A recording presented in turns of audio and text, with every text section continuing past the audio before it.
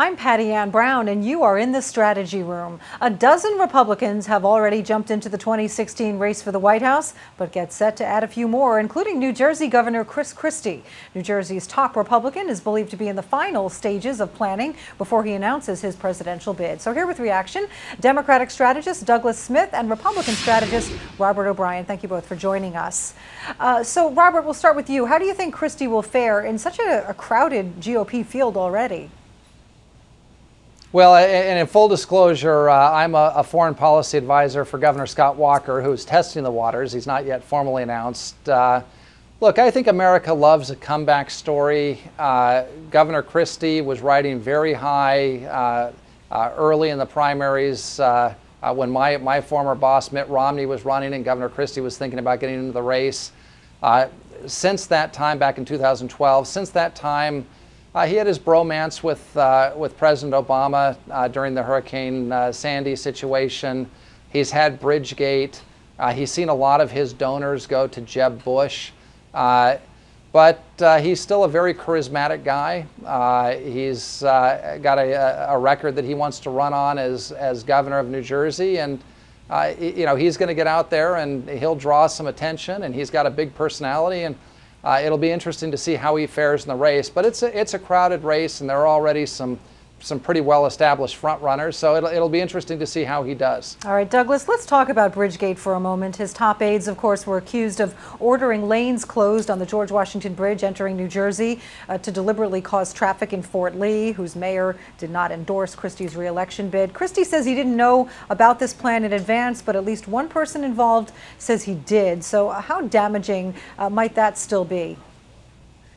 Well, I know you'll probably find this shocking, and while I would love to pile on Chris Christie on Bridgegate, because I do think there's some serious problems there, I actually think he has much bigger problems. You know, I think the fact that New Jersey is 49th in job creation, the fact that he's against marriage equality, and look, I think quite honestly, if you were ever to make it through the primary, which I find it highly unlikely, I think his biggest detriment is that he's a bully.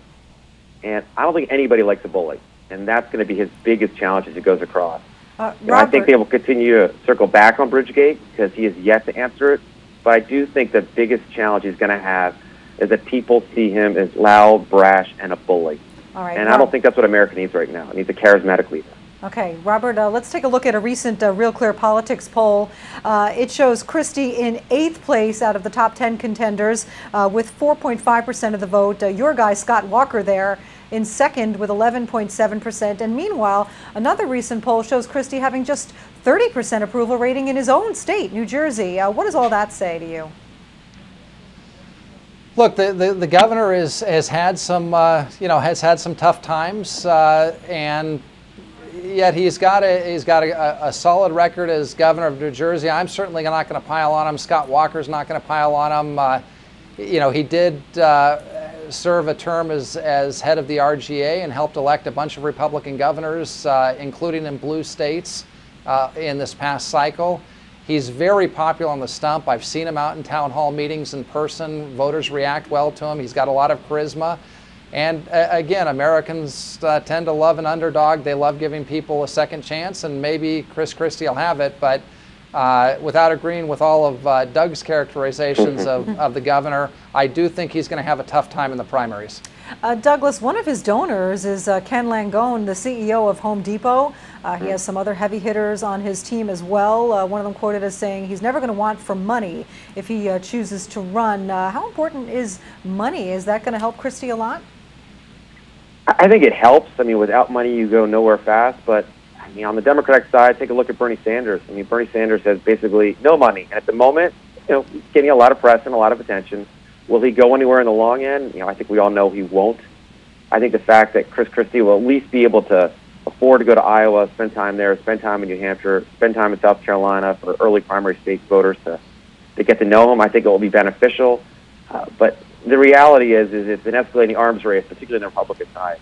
You know, whether it's Marco Rubio, Jeb Bush, they all have their very, very large donors. So I think in the end, that will equal out. Robert, you said you didn't want to agree with a lot of what Douglas said. What about what he said about him being a bully?